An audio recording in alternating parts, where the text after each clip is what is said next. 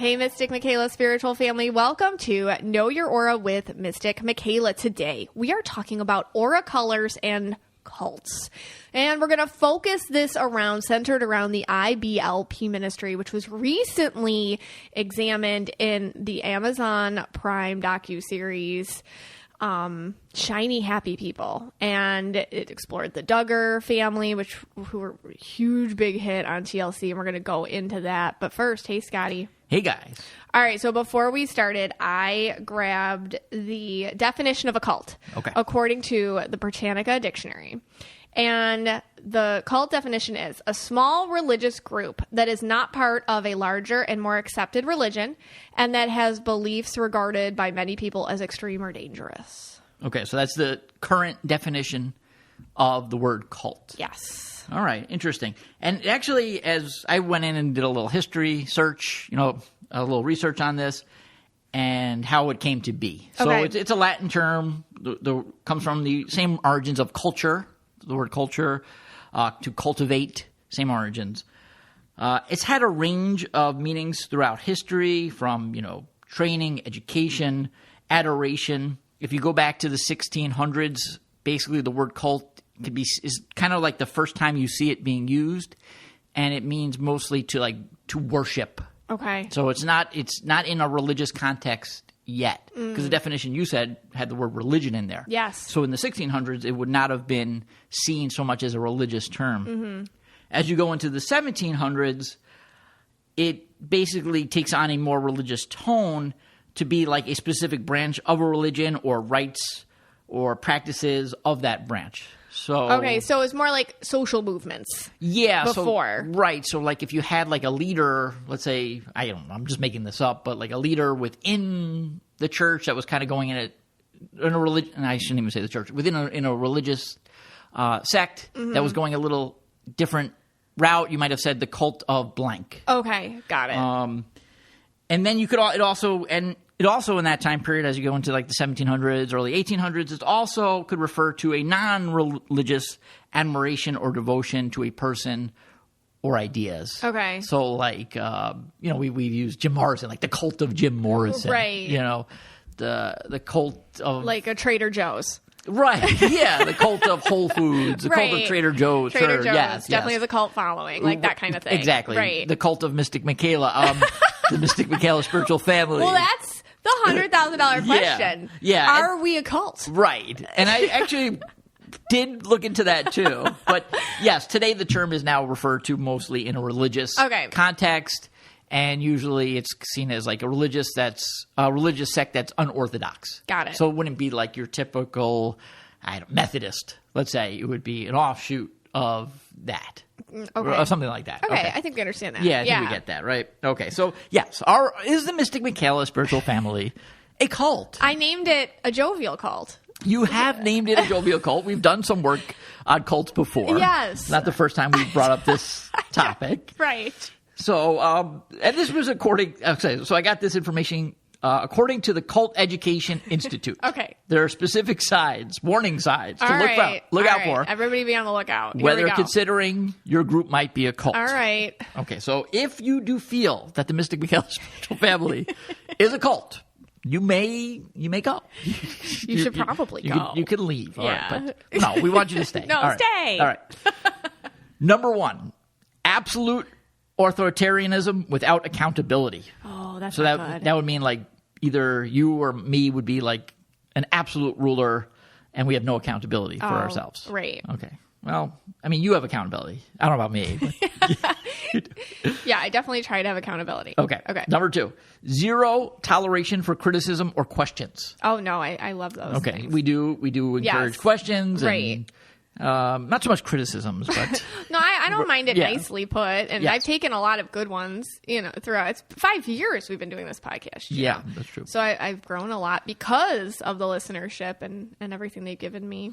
Okay. Number 3, lack of meaningful financial disclosure regarding budget. Well, we don't have any dues. Yeah. Although I do have discussion groups. We're kind of cheap to belong to. Yeah, fairly cheap. I'm a little too indigo to be a cult leader. I'm gonna be honest. Right. I'm gonna sleep on that. I can't be that much in charge. All right. Unreasonable fears about the outside world that often involve evil conspiracies and persecutions.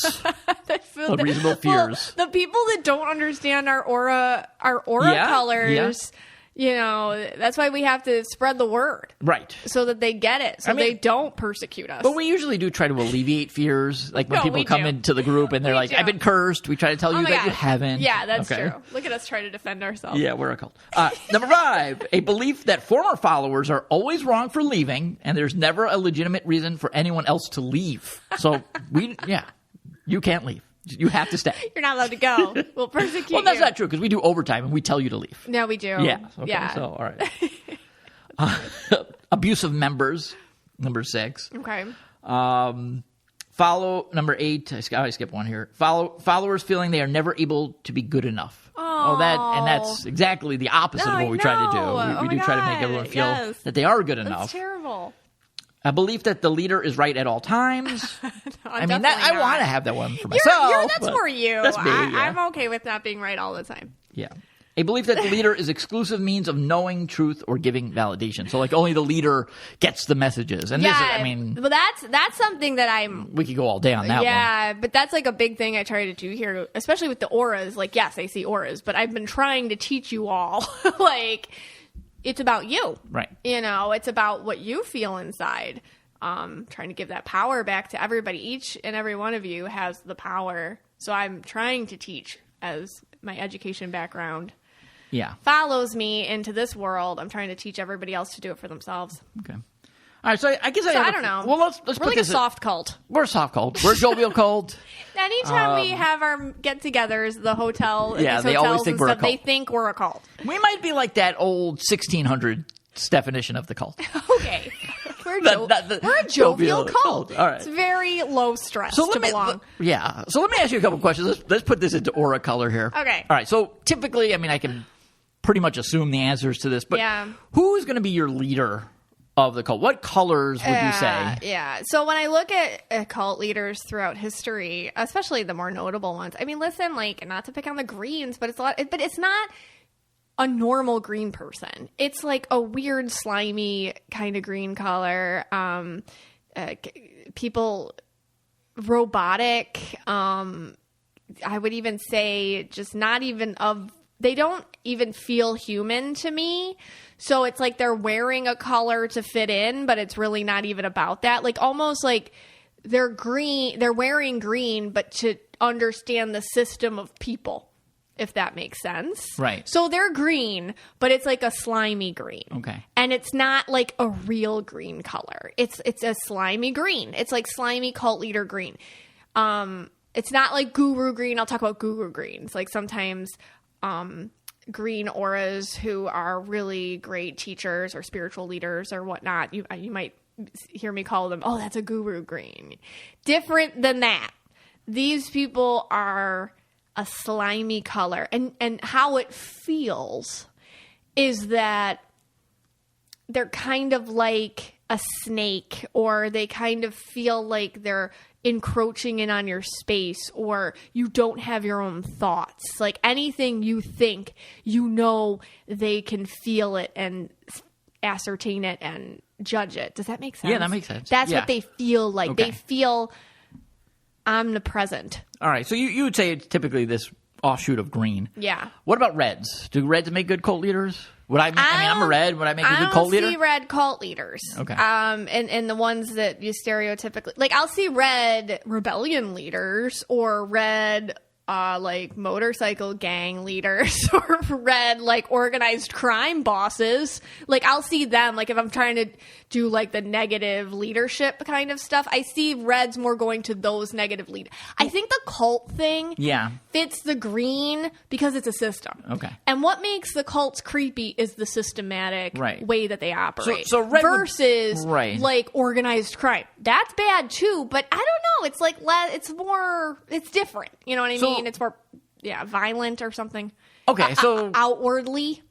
All right, that makes sense. And again, I think the definition you said is a small religious group. So a red might be more like, let's say, a person in power. They'd be more gravitate to more like a political position, where they can kind of lead and say, like from that position. I see some red politicians who kind of latch on to the religious stuff or whatnot to feed their own agenda. But they're not really involved so much in the agenda, more about sidelining with it to lift themselves up. Okay. Is there any other color that could pull it off? Could a yellow, no, a purple, blue? They could try. And indigo probably can. Like I see like the partners of the cult leaders. So like sometimes these cult leaders will have like a partner, usually like a woman or something like that, and you'll see like a lot of purple or turquoise or sometimes even indigo. Those colors come in, but because they're so latched on to pleasing the cult leader and being their partner, that's where all their focus is. And they lose it to the bigger picture. How am I affecting other people? So they kind of lock in their empath stuff to the negative side or the dark side of being an empath, and they focus it all on the cult leader. And then they kind of become the empathic extension of what they're doing, and then they can become that other way using the dark empath skills to engage other people in. Like if you don't connect to what he's saying, well, talk to me. I'm his wife. I know him better. Or usually it's a man and a woman. That's usually how these things work. So yeah. All right. Now let's go the other way. Now, I myself, I don't think I could ever join a cult. Yeah, I mean, I could possibly lead a cult, but I don't think I could ever join a cult. Okay. It just wouldn't be in me to follow someone without questioning them. You know, like I cannot get over the fact that I can't question you. Where'd you get this information from? It would be impossible for me to join. Okay. Correct. So what about colors that would be more inclined to join a cult? Is there one? Yeah, I would say that's turquoise. Turquoise, okay. Indigo, Blues. Maybe purple on a bad day, but they're also going to leave first, too. Right. Yellow would be too... want to know too much info, right? If you lead with the yellow, probably not. Okay. You know, I can see, let's say, a yellow purple, like the purple being drawn into the cult and then the yellow side of them being put to work. Like, oh, hey, you can be in charge of our farmer's market or something. They always have a farmer's market. As long as you give them... yeah. Like, here, you're in charge of this. You're the accountant for the cult. And then they're like, cool. All right, I'll be the accountant for the cult. You know, I can see, like, if you have an effective cult leader and they give them aura jobs based on it, if they can find their own footing within it, but just based on straight up following, you know, being a follower. Yellows have a hard time being a follower. Right. Reds and have a hard time being a follower. Greens can be a follower if they have their own kingdom within it somehow. Okay. Which I think we're going to talk about. All right. And the final question I have on cults in general in order color would be, okay, so let's say for some reason I did get into this cult. You're born into it. You're born into it. I'm this red, blue. Does it change my colors? Sure does. Okay. Yes. And what would it change my color to? Like mostly? When I see children who are born into cults, they're just cult blue. Cult blue. It's a weird... New term here. Blue. Cult blue. Cult blue. It's this weird blue color... it feels like they're just groupthink. Their brain does not function independently. It's a collective. It's like hive mentality. It's completely groupthink. You are 100% outside of yourself all the time, picking up what others are telling you is correct or what reality is and all that. There's zero understanding of your own self and how you work independently from the group or the hive or the groupthink. So it's like I don't care. And I will say that I am sure if you are born into a cult and you have some sort of aura color, like let's say you're red or you're purple or you're yellow, you're going to have that, how do I put that? Like taken out of you very quickly as a child. Like and it'll be called evil or willful or something like that. And for survival's sake, you will bury that energy. This is really fascinating. So if you saw, let's say, a picture of a child who's in a cult, was born into the cult. They look different. You'd see this like cultish blue color, you're saying? They look different. And you wouldn't be able to pick up their true color, You right? can't see them. You wouldn't be able to do it. You can't see their You can't colors. See it. You can't see it. You can't. Okay. You can't see their colors. It's weird. They would have to break free from that Yeah, cult they- and yeah. then have years away Right. before it probably came out. Or if they go through some sort of trauma or Right. something within it, then I could probably see their colors. Gotcha. But it's so interesting because when they start identifying as themselves or feeling themselves, what are they told? You're wrong. You're bad. You're not part of the group. You're unlovable. But that's every time they connect to who they actually are inside of themselves, they are probably usually threatened with being cast out. All right. We have one ad from Base, which is actually really cool. We used it on our trip. We just went on a did. trip. We used it. It's really fantastic. And then when we come back after that ad, we're going to talk about this cult. I'm going to call it a cult. I think definitely fits the characteristics of the IBLP. We just went on a getaway for about a week into the woods. And what did I bring? My Base weekender bag. Can I tell you, it fit absolutely everything and more into that bag. It zipped up and it looked amazing and it's easy to carry and it's very foldable and packable. My weekender bag has been the thing I didn't know I needed until I have it now. I like it so much. I went back on the Base website and I got their sports sling. And let me tell you, I have been using the Base sports sling nonstop on my vacation. I have another one coming up in a few weeks. I'm going to be using it then too. They just have practicality about them and they are very usable, and they're really just an overpacker's dream. It can be hard to fit everything in, especially when it comes to luggage, but with Base, there is room for everything. 15 pairs of underwear for a weekend trip, no problem. Deciding between a few pairs of shoes, bring them all with Base. Base was created by actress Shay Mitchell to make sleek and affordable bags, luggage, and accessories designed to help you travel effortlessly while still looking fashionable. Base has thought of everything you could ever want in a piece of luggage. 360-degree gliding wheels, a cushioned handle, built-in weight indicator, washable bags for your dirty clothes, and all the interior pockets you need to keep organized. Their luggage comes in multiple sizes and colors, and for shorter trips like I just took, the weekender bag is super functional and even has a place to store your shoes separately. Every piece is made to look better with miles, so you don't have to worry about it in cargo or overhead, and Base has over 30,000 five-star reviews. Whether you're packing for a quick trip or looking to breeze through the security line, Base has your personal items covered. Right now, Base is offering our listeners 15% off your first purchase by visiting basetravel.com/KYA. Go to basetravel.com/KYA for 15% off your first purchase. That's Base, BEIS, travel.com/KYA. Hey, Scotty. Hey, guys. Okay, so we recently watched the Amazon Prime documentary Shiny Happy People, which talked about the IBLP community and also about the Duggar family, which really brought out its teachings to the forefront publicly. Yes. And you did some research. What did you find out? Yeah, I did some research, and of course, I also watched the show with you. And I think we alluded to this last week that you were very excited about it. Yeah. You watched the Duggars when it was on. It was I've been watching it since the beginning. One of your favorite shows at the time. Yeah, I love that show. and Not because I agreed with them, because I was so fascinated by how screwed up it was. And like I said, I might have seen one or two episodes. I said this last week as well. Right. And then every time I'd walk in, I would get creeped out by Jim Bob or Billy Bob, whatever his name is. You were always creeped out by and them. the wife would just freak me out. And I couldn't stay there more than a few minutes before I'm like, this is freaking crazy. And I just ran out of the room. Right. So I didn't watch it. But all right.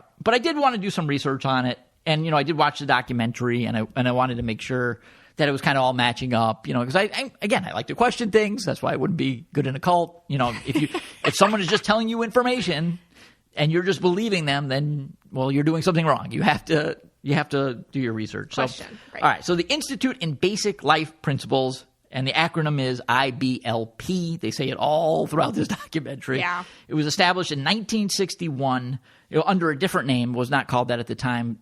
Eventually it changed the name by a guy named Bill Gothard. Right. And you're gonna do the reading on him. creepy dude. And basically, it was an organization to provide instruction on how to find success in life by following biblical principles, the teachings in the Bible, but of course, according to Bill Gothard, his interpretation. So it is a Christian-based, again, I don't know if we want to call it religion. Yeah. We'll call it a cult here because it's a fine line. But Bill Gothard is using the Bible and Christian principles, changing them around to fit his narrative of his cult leader, whatever he was trying to do here. Yeah. And then getting people to join this based on his teachings. What was part of this? Well, the first thing is you got to be homeschooled. Okay. And that, right there is your first red flag, because again, we went through that list with of things that you're in a cult. And if you're homeschooled, that means you're not getting any outside information. Right. Where are you getting your information from? Well, you're getting your information from Bill Gothard and the people that he had create the homeschooling curriculum. That was the ATI or something. Which was called, ATI, the Advanced Training Institute. Right. He's like, homeschool them with my curriculum. Right. And they were all called wisdom booklets. And you can still buy these booklets, we were looking at them. We were like, whoa. Like, whoa, okay. Like, this is... Like, there's no, these? 3 times 3 equals 9. It's really weird. They're very odd. Very strange. Yeah. So this is what your education was supposed to be. You weren't supposed to go to school. You weren't supposed to question anything. You were just supposed to get homeschooling from these books that Bill Gothard created with his team. And they were expensive, by the way. You had to pay for it, too. It wasn't like just give it to you freely. You had to pay for this as well. Course. So Business. Yes. Yeah. Millions of dollars coming in through this. What are the teachings in there? Well, number one, Father is the king. Well, first you have Jesus. Okay, so Jesus is on top. Right. He's everything, and then the father of the family is the king. Okay. Okay. It's like umbrellas. Yeah, they had in the film it was like an umbrella. So you had Jesus, and then you had the father. Okay, the father is superior to everyone inside of his umbrella, which would be his family, other than Jesus. Okay, so the teaching is men are superior to women in all facets of life. There's nothing that a woman is better at than a man, except for maybe cooking and cleaning and those kind of things. Right. A woman must obey everything the man says, no matter what. Yeah. Anything. And they talk about obedience like it's like I love it. It's such a freedom. It's a choice I make to be obedient. It's a choice you make. It's a choice I made. I'm free to be obedient. Like what? Obedience gives me freedom, huh? Yes. Okay. Yeah. So, and again, this is in all facets of life, by the way. So anything the man requests, you have to do. Yes. It doesn't matter. Oh, and yes. Yeah, okay. I know we're not in the Duggar part yet, but she would always say that. Yeah. It's called joyfully available. Right. For anything. Right. So I will just use the word Jumanji here. Anything in that way you got to do. Joyfully available. Joyfully available. 24/7. We'll call it joyfully. Is that what they call That's it? what she said. That's what she said. She would say that. Okay. See, this is why I couldn't in her watch the show. creepy voice. In that creepy voice. She's so creepy. And basically, a woman was raised to be a good mother, good wife. That was their role. And, it's interesting because if you go back into history and you go, that, and you don't even have to go thousands of years, but that was a role in many civilizations. I'm not going to go into all the ancient civilizations now, but that's what the woman's role was. So it's almost like it's like doing the time warp. You're going back in time. It's gender roles, right? Yeah, you're going way back. It's like, and everything that rights that women have gained in the last hundreds of years, you're just taking them and throwing them out the window. Yeah. I assume that would be even voting. If your husband said you vote for this person, you have to vote for that person. Yeah, that was the whole thing with voting, with women's vote. Yeah. Like some women were like, "Oh, I don't want to go against my husband or make him feel like his opinion's good enough for me." That was kind of like the opposite argument at that time. And then the father would select. So then, let's say your daughter eventually it's time to leave. I don't know what age they send them away, but then the father picks the husband. Mm-hmm. So you cannot pick your own husband. The father will pick who he's going to give you off to. And I don't know what kind of arrangements are made there. It's almost like an arranged marriage type of deal. Okay. And then you have like a courting. And I think they showed all this stuff in the Duggar They did. shows. Yeah. There's like a whole courting practices, where you can't touch and you can't do this and you can't do all that. But the father is the one that picks it. Yeah. He's the one. The girl doesn't have the say. The girl does not have the say, and you're under the father's umbrella until you are given over to the man, the husband, the new husband, and then you're under his umbrella. Right. So you go right under his umbrella. Hello, podcast fans. If you're looking for a new podcast, if you enjoy articles, books, pop culture, and hilarity, try listening to the Brain Candy Podcast. That's right. The Brain Candy Podcast has over 500 episodes of educational hilarity to satiate your learning needs. Just search for the Brain Candy Podcast on your podcast app or click the link in the show notes. Okay. Other things, this is the funniest thing. No television. Okay. You're not supposed to watch TV. Well, isn't the whole Duggar show on TV? I know. So there's Jim Bob. What is it? Billy Bob? Jimmy Bob. Mm-hmm. Okay. So the principle of Bill Gothard is if you're following it, you can't watch television. Well, they call it a ministry. Right. Yeah. And now here you are on TV. So that seemed a little strange to me too. No movies, no dancing. Yeah. You could listen to music, but it had to be only certain Christian music. Even some Christian rock was banned as well. Like Christian type songs were banned. In essence, you're a good. You are a good to that husband. So you're just a good of him. That you're just you're not a person. You're not a person. You're like this pen. I have a pen in my hand right now. That's a good. That's what you are to this man. And and basically, so now you say, well, okay. I mean, I guess you're going to question why, or maybe you probably don't if you're in this cult. But the reason why it was set up this way is so that Satan would never get into your life. So as long as you fit into this mold where Jesus is an umbrella system. So Jesus is the top umbrella. The father is the second umbrella. The wife then would be under the father, and then the kids would be under the wife. So as long as everything fit that mold, that umbrella system, Satan would never get in to your life. Right. You would be fine. You're going to live this incredible life and a successful life, according to Bill Gothard. Right. The whole problem with this, in my opinion, is that Satan is living under the umbrella. Of course. Yeah. You don't have, it's not keeping Satan out. Yeah. Satan is in the umbrella. It's attracting Satans. Yeah. We'll just metaphorical purposes. It's attracting bad agendas. Yeah. It's attracting people with bad agendas. And it's creating perfect victims. And it's creating these perfect victims. And there it is. You don't need Satan to come from outside the umbrella because he's already in the umbrella. Yeah. Under the umbrella. Sorry. Yeah. So that was what the documentary was about. And Bill Gothard. All right. So they do have like some of his speeches in the documentary, and they show him. He looks creepy, but let's get the aura take on him. So give me the Bill Gothard aura take. I think, all right, so this is where I have to watch what I say because I don't use the term lizardy very lightly. Lizardy? Because what happened is I think like during the pandemic, there was a lot of like lizard people, reptilian, like that went on a whole thing. But I don't have another word for him other than that. It's like, what are you really? He doesn't feel human to me. And I even tried to find pictures of him when he was younger, and I did, and it's the same feeling. So I'm looking at him. He's a young man, maybe in his 20s in this picture. And the color is weird. So I see red and I see green, but it doesn't look like other people look. There's something wrong with it. It's filmy. It looks like something you put on to cover up things. It looks like when people aren't around, something else is going on. So to me, this person feels like, evil things, I don't think ever, or evil people, and if you've been abused or hurt, you understand this. They don't look evil. They look like they fit in perfectly. And that's the scariest freaking part. And this guy looks like that. So, but if you really look at him, you're like, oh, wow. There's a buffer between him and his humanity, and I can't get to it. That's what it feels like to me. So it's a very filmy, like red and green energy around him. He pretends to be blue. He's not.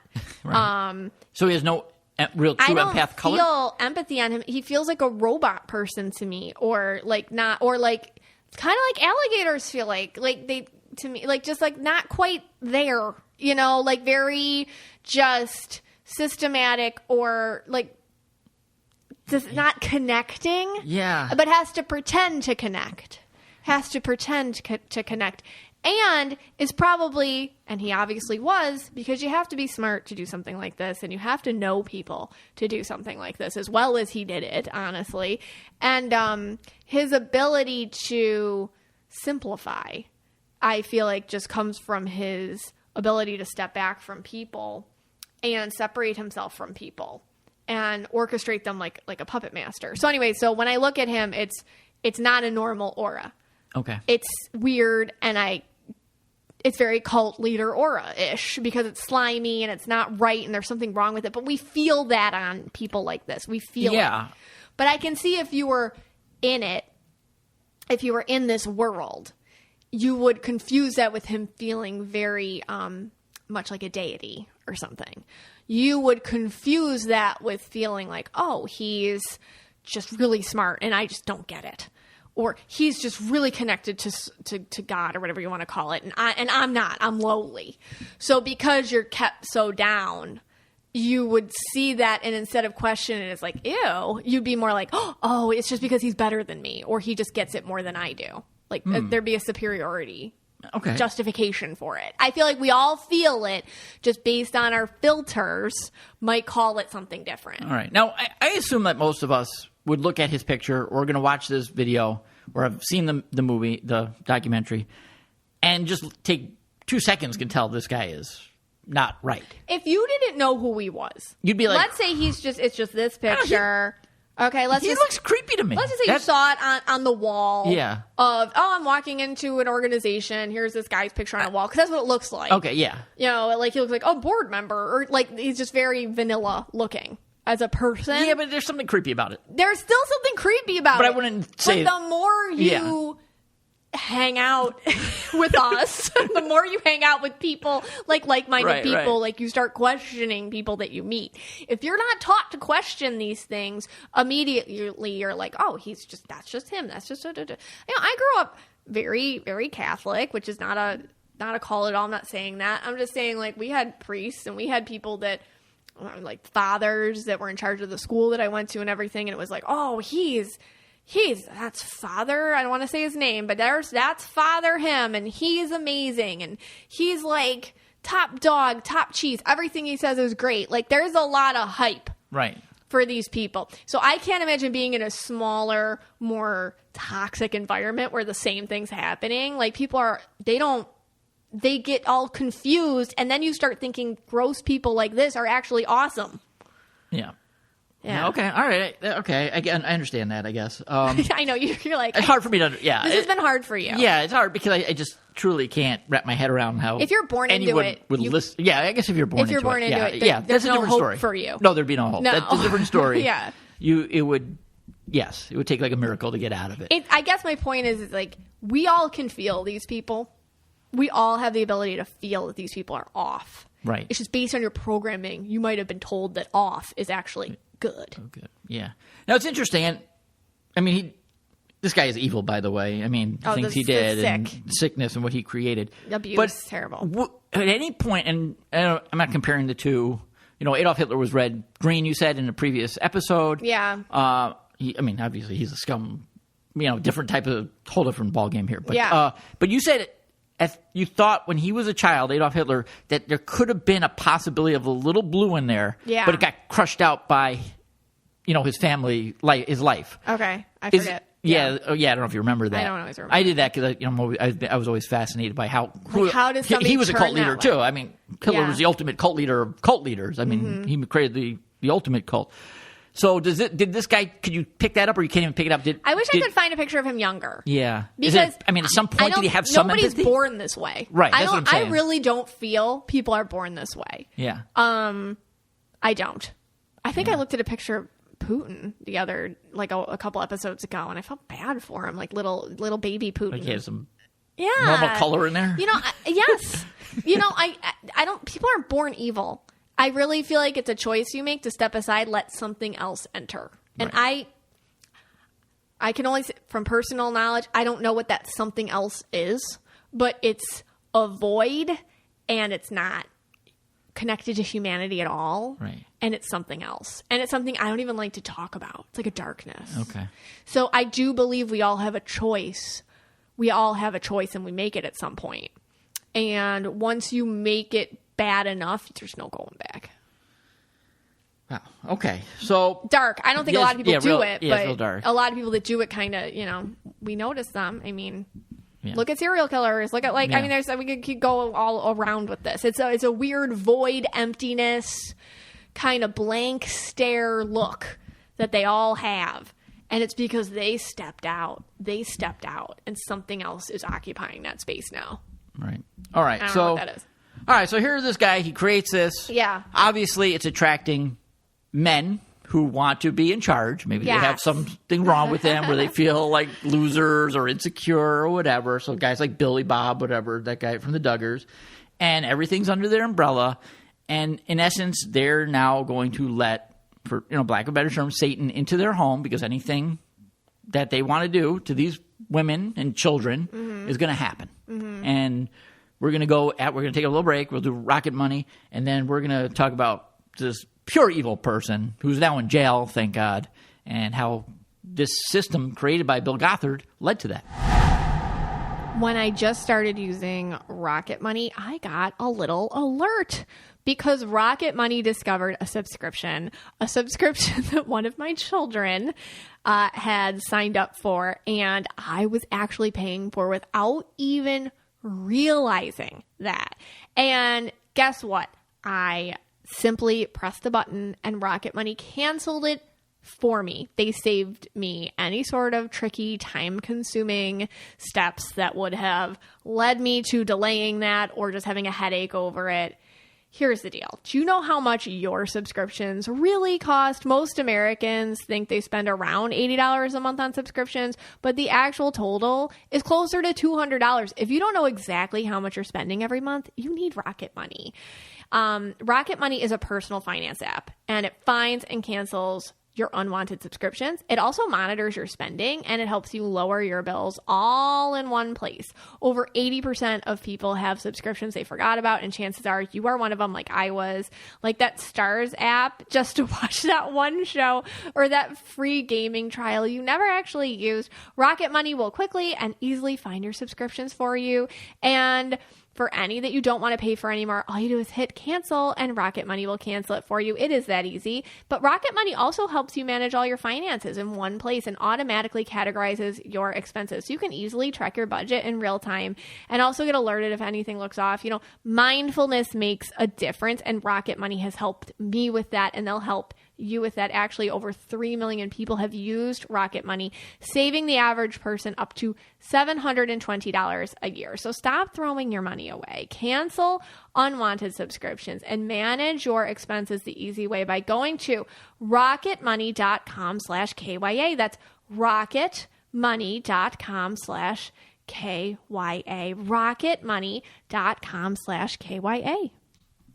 For this next segment, I'm just going to issue a little trigger warning because we will be talking about sexual abuse in the upcoming segment. Hey, Scotty. All right. Hey, guys.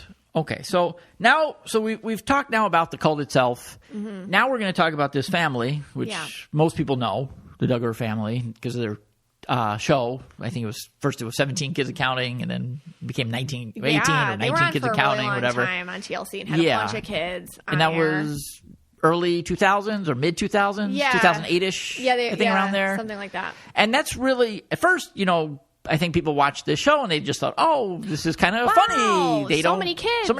How do you feed them all? Right. Yeah. Like that kind of thing. They're so well behaved. They are so well behaved. How does she keep them all so well behaved? They don't dance, at parties. Oh, this is weird. What is this? It started getting weirder. Right.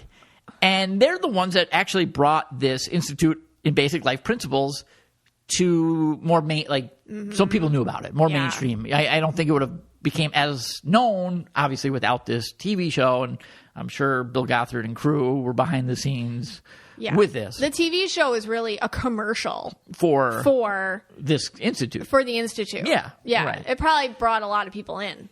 All right. So the leader behind this, because he's on top of the umbrella, on top of all the 19 kids and counting, is Jim Bob. Yes. All right. So let's do the aura reading first on Jim Bob. So Jim Bob he's green and purple, but he pretends to be blue. So that's what you got to understand. Now, again, this is not a knock on green people. I feel like I'm always knocking on green people. It's not a knock on green people. Right. It's just that, like, you know, I can see, like, red aura problematic dads would be handling this in a different way. They're more like loud if they're problematic, or so this is not a healthy green purple person, like, at all. Because when I look at him, well, first of all, when I look at him when he's younger, because I got a picture of him when he was younger, he's green purple, but he's got this kind of, like, agenda, this need, this drive, this motivation, and desperately looking for an avenue in which to utilize it and use it. So it makes sense that this IBLP would work for him, because just like you were saying, it's a place where the man can be king. Right. And he was looking to be king somewhere. And this was the perfect place for him to be a king. And I think that that's a big attractive quality to some men who needed to feel that way in a world where it's not that easy to feel like a king. And at least they could feel it in this way. Well, anyways, So I feel like he just has, like, a lot of energy and a lot of motivation. And when I look at him, he's green and purple, but he wears it in authentic blue. Like, he's pretending to be something, but he's not. I feel like with him, like, if that's your dad and you go up to him, as long as you say everything that you know that he's cool with, you'll get the pat on the back and the approval and the love. But if you say something that goes against it, that's it. Because he can do that green aura thing when I see in very unhealthy green aura people where the wall goes up. And the wall is also how you get to God. And the wall is how you stay on the side, you know, the wall means hell. Like, you hit the wall, you're going to hell. Yeah. So he uses that as a manipulation tactic. Listen, I'm your umbrella, right? Like, I'm your ticket to God. I'm the one that knows the most in this household. As long as you listen to me, you're safe. Yeah, but if you don't, that's hell for you. And you've been taught from a very young age that hell's a very real thing. And it's very scary. Right. And it's not something you want to do. So anyway, so he definitely uses that to just manipulate his crew. So does he believe in these principles of Gothard, or just to his own means? I feel like he believes that he's supposed to be I'm not a professional, but I would say he has some sort of personality disorder issue of grandiosity. Yeah. I see it in him when he's younger too. It's like he deserves to be the rich and the famous one. He deserves to do this. And everything that he does that might be seen as, I don't know, questionable, he is not supposed to be questioned because it's for the greater good. So he has convinced himself in his grandiose thinking that this is all, anything he does is ordained. Everything he does is forgiven. Everything he does is okay. It's a means to an end. Okay. So I believe he believes that about himself, but I also believe that he might have something wrong with that. Okay. Now, and again, I don't mean to pat myself on the back here, but when I was watching that show, for the few minutes that I would watch it, I probably was picking up his inauthentic blue. I didn't know what to call it. Yeah. Now I know what to call it. But this guy's a phony. Like, I mean, I knew that the whole time. That's what it feels like. He felt so phony, and that's he's because, like condescending. Yeah, like that. Like, okay. What is this? What is this guy? You know, like telling these little girls what to do all the time. Oh yeah. And so that was his inauthentic blue that he was trying to portray on the TV show. As like doofus dad, right. But he's really truly green purple. And that makes sense. And again, according to the principles, he shouldn't even be on the TV show, but there he is on the TV show. Okay. Yeah. Shouldn't even be watching the TV. All right, so it's okay because this is how he can minister to the heathens. Right. and get them on the side of God. Right. So right. Okay. You understand. And there's these people have reasons for everything. Just like a lot of narcissistic people have reasons for everything. Okay. So yeah. All right. So the next person is the wife. Oh. And she freaks me out. Yeah, I was watching the documentary and they showed like her talking in this voice. I can't do the voice. You could probably do the voice better. Like, hi, everybody. Yeah, that's how she talks. And she creeps me out. Well, she never yells. And that's like a big thing in the Gothard. Like women aren't allowed to be shrill or raise their voice Right. or anything like that. Blanket time. Well, the blanket training is one of the most disturbing things because they had this like the Pearl method by this couple who basically taught you how to beat your children. Oh yeah, and they I saw were that. Yeah, it was part of the documentary. They were the Duggars actually were saying how great of a program this is. No, I know. Oh, it's great, and it's called blanket training when they legit put an infant on a blanket and put a toy they want just out of their reach. And anytime they go to reach for the toy, they get hit with something. And that's how you're going to beat the red aura or the purple aura or the yellow aura right out of somebody. There you go, or even the green aura. Bye, hit. And she's talking about this like it's okay. And I used to tell my kids, go get your favorite toy.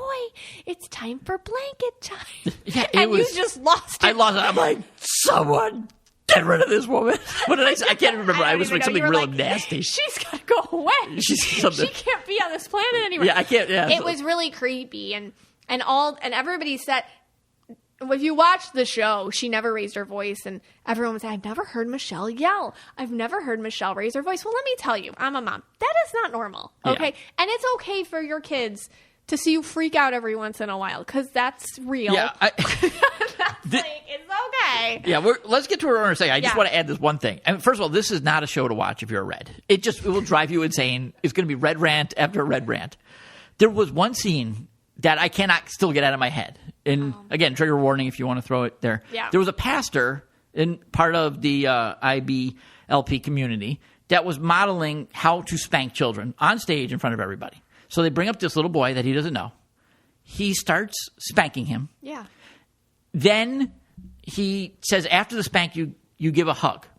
So this is so creepy. This was so creepy. Sick. So the little boy gives the pastor, who doesn't know, a hug. Then, all right, we got your point at this point. All right, we get it. All right, let's end this thing now. He's like, then the pastor goes, you didn't hug me hard enough. You go back for more spanking.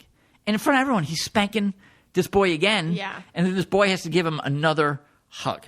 In front of a stadium who's stadium like, of thinks people. This is great. Who thinks this is fantastic. I nearly lost my crap. I mean, I just couldn't believe it. I wanted, is this guy in jail? This guy should be killed. Yeah. I went on a freaking red rant. You just saw somebody enjoying something. Yeah. And on his face, you could tell he liked this. Yeah, it was freaking sick. Yeah. Okay. And it's like it's a celebratory culture towards that kind of behavior. Yeah. Well. All right, so what's Michelle now? She's cult blue. Cult blue. She is cult blue to the core. Does this woman even have her own thoughts? I don't think so. And I got a picture of her when she was younger. Well, she's property. That's what she is. That's what she is, and property. she's totally bought into that. And I got a picture of her when she was younger, and younger her is like a turquoise purple, and she was like a cheerleader. Now she and it's true, the entire show, and then in the documentary too, she puts down how I wore short skirts, I was defrauding men, and I didn't even realize it. Like she was doing these horrific things in life by being a cheerleader, just enjoying herself or whatever, and having a boyfriend when she was 16 or whatnot, and just talking about herself like she was this horrific person. But actually back then she was at least a person. Now she's just a cloud of blue, cult blue. So you're not really talking to anybody. I feel like, as their mom, that's your mom, right? So let's say you're a young girl and you're like, Mom, this is a feeling I'm having. It's what I'm going on. You're not going to hear mom's advice. You're going to hear mom regurgitating this Bill Gothard advice. You're not going to be getting real advice from mom. You're going to be getting mom's recycled advice. So why does she terrify me when I see her? Because it's not. Like, am I seeing a red, green blob trying to go of Gothard go through her? She's in there. She's in there. She's at least in there. You want to wake up, woman. Wake up, shake, shake, shake. Come on. You want to drag her out of there. Wow. I mean, and remember, this woman, since I think she got married at 17, she's had a ton of kids. God knows what shape she's in mentally. Yeah. Physically. Yeah. I mean, she's had, I think, 20 kids. One died. I mean, so she's been constantly just regurgitating other people's, I don't know. So she's not probably in a great space herself. All right. So that sets up the top of the umbrella with the father, Jim Bob, and then the next is Michelle, the wife. And then I'm assuming this was their firstborn son. Yeah. Is that correct? All right. Yeah. All right. So this is now they're creating the Satan that's going to live under the umbrella. Yeah. And who they're going to defend. Okay. So this is Josh. Mm-hmm. And then he married Anna, I believe. Yes. Okay. So you could take this one because otherwise I'm going to go crazy. Okay. So Josh is their eldest, and they had the show. They started the show, and basically you find out in 2015 that he had molested when he was like 14 or 15 or both for probably several years. He was molesting a bunch of his sisters. Right. And the parents never reported it.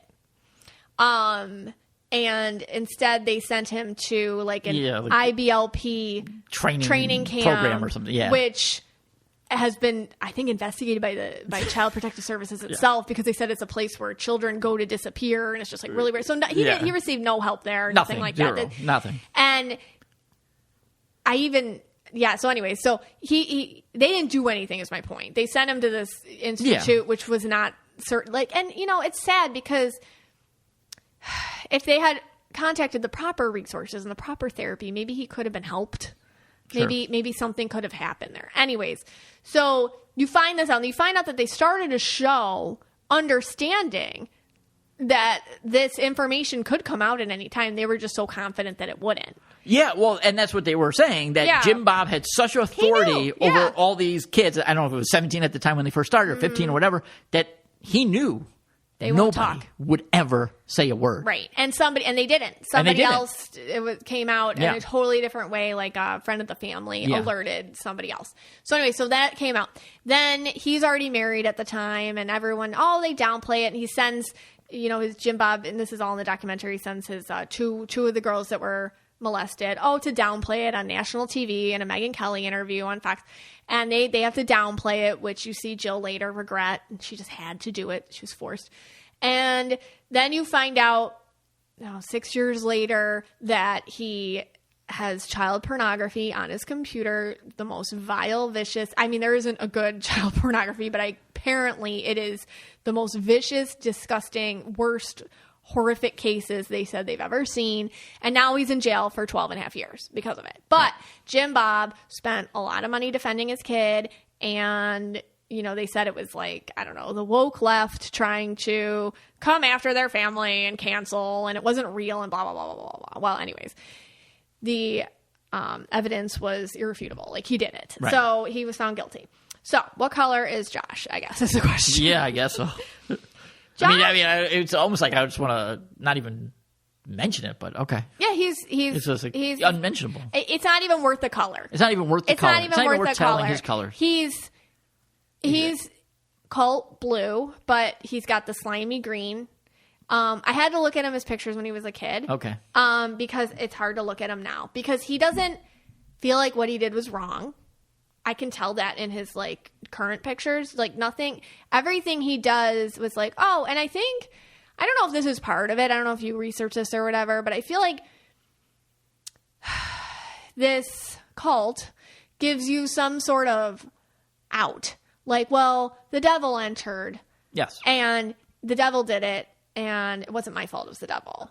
And it's there's no personal responsibility. Oh, no, there's none. And Bill Gothard himself, by the way, was never found guilty in a court of law, but he was sexually, accused of doing this to all, these girls in the So again, he was never found guilty in a court of law, but allegedly he was doing all this stuff to them. He was creating it. They were creating predators and creating victims. Oh yeah, and Josh is a created predator.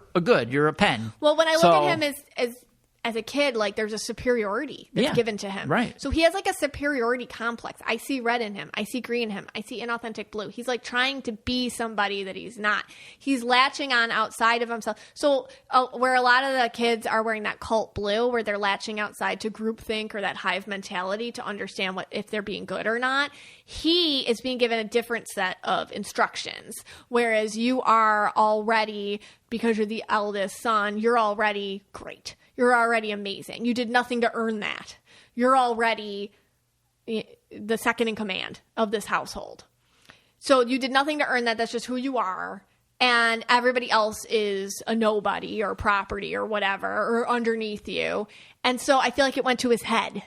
And conscience got taken out of it. So I don't know if they're not teaching people conscience or just like empathy, or we don't do something not because God says it's right or not, just because that's a person and would you want that to do to you, and human connection and that kind of thing. It's a different sort of rationale for stuff. Everything's like that. The system is bigger than the connection to people.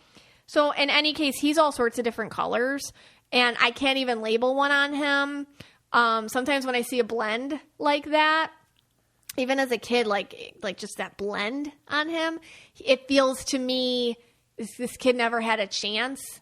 And possibly I'm not a professional, but my question to professionals is, can you create this can you create mental illness in somebody by raising them incorrectly? Can you create like a sociopath? Can you? I mean, I don't know how that works. Yeah, I don't. Because that's what it feels like to me. Well, I guess I would then question, and I don't know all the 19 kids, so I would also question the other boys in the family.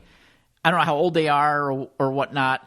And I don't know, maybe they are doing this to the other girls in there. I have no idea. Some of them feel weird. Some of them don't. Yeah. I mean, is it something that it's a great question. Because there are other boys in that family. Yeah. Did they do the same thing and it's covered up too? Who knows? Or is it just a sickness in this one individual and he happened just to be, in this perfect situation? Yeah, he's the oldest. And Jim Bob was like priming him to be a second in command. Right.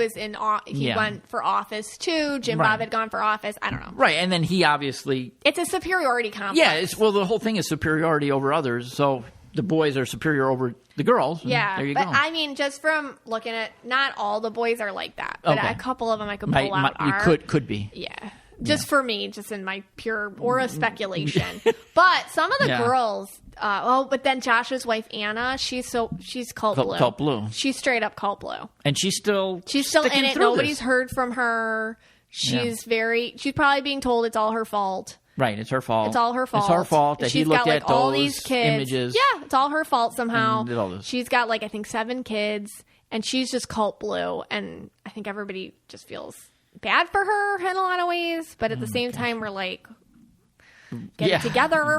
It's hard not to victim blame. Right. I think in a situation like that, because I don't know what you can't have that man around your children. No, but at the same time, she has no education. Right. She got married very young. Right. She's in the same cult. I mean, I don't, God knows the abuse that she's gone through. But then, there are 2 kids two girls kind of got out of it, Ginger and Jill. Yeah. Okay. So Jill is the one, if in the documentary, that's basically telling what went on. Yeah. So she's the one that's talking. I think she was the only one. Yeah. And, she goes through everything, how she never got, you would think she would have gained wealth from the show, right? Mm-hmm. It was a very popular show. It was their number 1 hit, I think, at one time. She gained nothing. Everything was signed over to Jim Bob. And I think the documentary, I recall them saying at one point they were asking him for money, and he gave them, I think, minimum wage salary or something like that. Yeah, but they were all manipulated to sign over their money they signed over all their rights. Everything went to Jim Bob. Yeah. And even after, because then I think when the allegations came out against Josh with the molestation, they canceled Jim Bob and 19 Kids and Counting, maybe it was called. They canceled that. But then they created a new show, Counting On with the 2 girls. Yeah, with Jill with Jim, right? But still, Jim Bob was put with his fingers in the pie. Yeah. I mean, even though his name wasn't even on the show, they were working and they weren't getting anything, right? And yet they had to do all this stuff. Yes, and there's Jim Bob, cashing in, and then he used all that a lot of that money to defend their abuser in court. Yeah, exactly. So I can't even imagine their own issues. All right, so what's Jill? Let's go with Jill. Jill's purple. Now, when you watch her in the show, even back then when she was wearing some cult blue, she was yellow too. Because I think you can be a little yellow in the cult, when you. Kind of like I talked about in the beginning, if you're given roles. And you can tell she's a smart girl. She's organized. I swear, she's the one that if she was born into a different situation, be a doctor or something like that. Like, she's just very, very intelligent and motivated. You can just tell that about her. But she's yellow, she's purple, she's got blue in there too. But now the purple's out more. She wasn't purple in the show. She was more kind of like a yellow cult blue. Now she's purple in there. So she's pissed, and she's purple. Yeah. She's purple and out. And she was very proud she got a nose ring. It was like something like so simple, like, oh, you got a nose ring. She's like, I made a decision to get a nose ring. That's a big deal for her. It was huge. Yeah. But there you could maybe see that's symbolic of the purple. Yeah. Of coming out or something like that.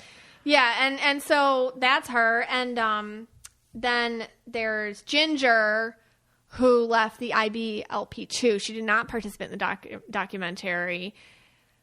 And she's spoken out about that too, being very cultish. Okay. And then there's Jana. Ginger, what color is she? Ginger's purple. She's very purple. She's purple, but she was cult blue. She was super They're all cult blue. They're all the same color. They're all cult blue. Now she's more purple Ginger. And I feel like she feels like she's suffered a lot, Ginger. And she's got books coming out and stuff, but I feel like we may not know the extent of it even. I feel like, anyways, okay. I always feel bad for Ginger. She might have had it, you're saying in terms of the abuse, might have been worse? Maybe, and not even, it's hard, because you can't quantify pain. No. I would say more just like, I think the way that her purple was, I feel like she'd abuse herself a lot more. Okay. And I feel bad for her in that way. So anyway, she's very purple, and she was a little, even like with the cult blue, you could tell the purple was there. A little bit. Like, she always wore, like, the bigger earrings. Oh, just something, like anything to... Yeah, she would always kind of, like, wear the more colorful clothes here and there. So and even through all this, you could see, like, you could see their as they got older, they just were trying to and marriage for them was their out. Okay. So you could see this with Jill. Marriage was the out. Who did she... Okay, and I don't know if you have this offhand. I know her husband was in the documentary, Jill. Yeah, Derek. Is he the same cult blue? Because he was in like a different sect, right? Yeah, he's a normal green color and blue. Okay. But is there a reason she picked him? I think her dad actually. Oh no, I mean I know, but her dad picked him. But is there something that maybe he seems like very for her? Yeah. I feel like he's a good listener to her. I mean, these aren't like... He seems supportive in the documentary. He's very supportive. These aren't like amazing people, by the way. I don't want to like put these people on a pedestal. Because they still have beliefs that I don't think are very nice. No, they're all in this. But at the same time, like for them to, and just... I feel like Derek, for her, he's not so anti-women. He was very close to his mother, Derek. And I don't think he grew up in the same kind of system of women are beneath you and that kind of stuff. He's very close to his mother. And he respected his mother, and his mom had a different relationship with his mom. And he was religious, but not this. Okay. Like, he was not, I don't think he was IBPL. He was something else. Yes, and he was, he did know Jim Bob beforehand, and Jim Bob did select him. Yeah. When Jill did say in the documentary that she had a couple of people that she wanted to try to go on a date with, and once Jim Bob heard that, he brought in this guy. Well, I can see him underestimating. He underestimated him Derek, a little bit. Yeah. Because Derek totally played the part. Yeah. He was like, oh, yes, Mr. Jim Bob. No, I'm a buffoon. I'm not going to amount to much. Don't worry about me. Yeah. And then all of a sudden, I think he went to law school. Yeah. Like once they got married, he just took off. So I think he kind of played Jim Bob back a little bit. Like, yeah, I'll be the buffoon to marry her. Okay. And then, because Jim Bob, I think, was looking for people who are very under. I'll tell you, too, Jessa, who's his, you don't know who the hell I'm talking about. No, that one I don't know. Jessa, if she wasn't cult blue, I swear she'd be red and purple. Oh. Because she is tough. But she is cult blue. So anyways, but she could just tell. You could tell, like, it might be under there. But the man that he selected for her was kind of like, he's younger than her. He's very subservient, like that kind of stuff. And Ginger, the guy that Ginger married, he had the hardest time accepting that guy into the fold. Okay. His name's Jeremy. Okay. And he gave him a really hard time, and that was the first one. He got her right out of town. They moved, I think, to Texas right away, and now they're in California. And Jim Bob knew, like, oh, this guy's going to take her right out of here. But yeah. That's the one. I think Jim Bob was looking for kind of follower husbands for his daughters. Yeah. So he could keep them working. Right. Yeah, of course. Yeah. Okay. So This is Derek maybe interesting. played him a little bit. Yeah. I think Derek played him. It's interesting because Derek in the documentary said like he came to Jim Bob at first and said, "Would you sponsor me in the Bible study and all this stuff?" And then maybe kind of got in there. Yeah. He did. That's how he got Okay, in. makes sense. Mm-hmm.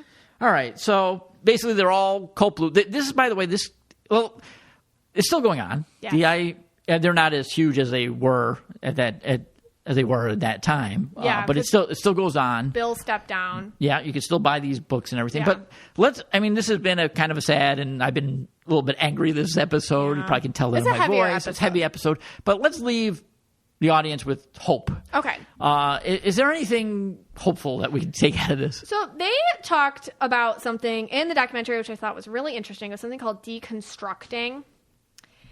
And I found the definition of it. It means breaking down or analyzing something, especially the words, in a work of fiction or nonfiction to discover its true significance, which is supposedly almost never exactly what the author intended. So there is this thing that they were talking about, Jill was talking about it, and some other of the survivors of the IBPL cult were talking about using deconstructing as a way to find themselves again. And long story short, all it means is starting from the beginning and going inside yourself and questioning everything. Do I even believe in God? Do I believe in God the way they said? So really breaking it down to the bare building blocks of it and questioning each one and sticking with it and staying with it until you really kind of have a grasp on your own thoughts about it. And that's deconstructing.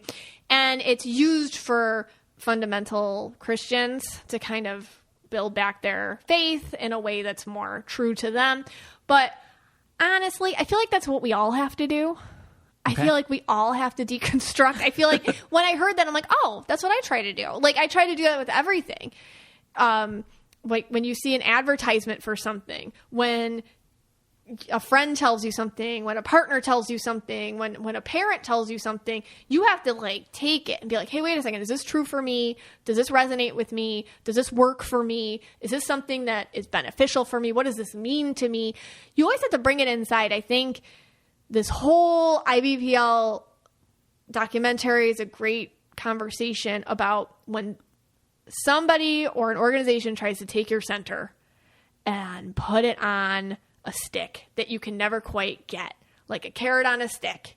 Right. And you're always running to try to get to that connection, to try to get to your center. And that's a distraction because your center's in you. And that's the only place you can go to get it.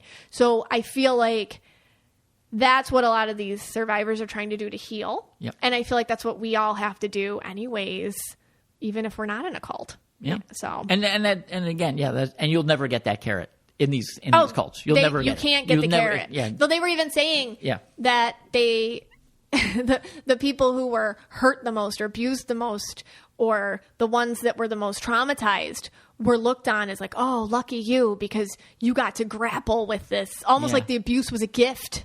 That's how sick it was. Yeah. Because it allowed them to at least grapple with it or whatever. But yeah, it's you're never going to get it. You're never going to get it. And I'll just finish up with, it was also interesting because they did have other survivors of the cult in there too, not only the Duggars. Mm-hmm. And, one of the ladies later on went to go see Bill Gothard after he had been out of the, I don't know if he out of the church, but not preaching anymore, in his home. I don't know how that was arranged or whatever. And she sat down across from him and she looked at him. And then finally you're just a dude. You're just like a dude, like You're creepy just a man. Like finally she was able to see. Yeah. One time she saw a god, a deity, and now here before her was this. You're just a decrepit old dude. Yeah. And I think for her that was finally like, okay. Yeah. That's all this guy ever was just a dirty, disturbed dude. These people, nothing has power over us that we don't give it. So it's about taking back your power. Yeah, take back your power. And that's been your own perception. Yeah. So I think that's just something we could carry on and apply to all facets of our own lives. All right. And now we have a new word to add to our language because our cult has a language. So we have cult blue. Cult blue. Go along with purple bomb, yell no, and all the rest of the language that we're creating. We'll have those in workbooks for you at some point that you could buy on our website Too for soon. $4.99. Too soon, Scott. I wanted to leave on a laugh. Right. Usually we're a little bit more funny, I guess. Yeah. But all right, I think It's very interesting. I do recommend the documentary to watch it too, if you want to do that. Okay, this podcast is for you and about you, and we're so glad you spent some time with us today.